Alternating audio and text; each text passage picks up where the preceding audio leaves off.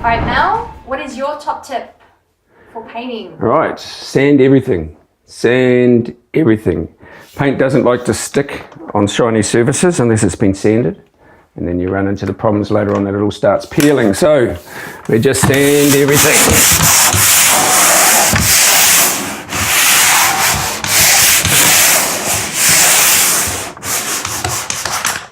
Can you maybe show us what that is and what sandpaper you use? So these are, we have round ones of these and triangle ones. The triangle ones are good because you get a square corner so you can get right into your corners, where the round one will always leave the shape of a round in it.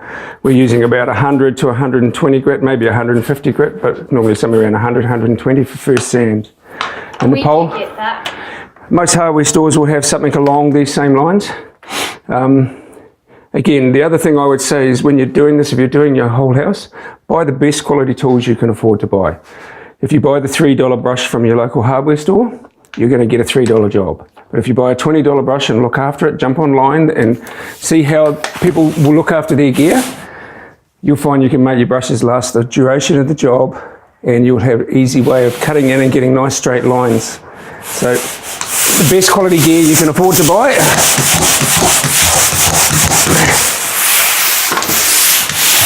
And sand everything.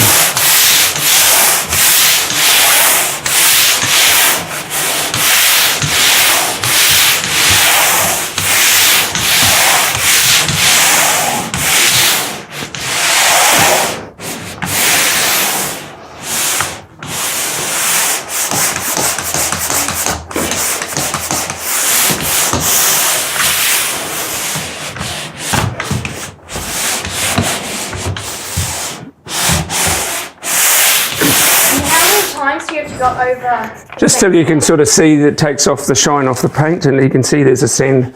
You can actually see where you've sanded. So that's it.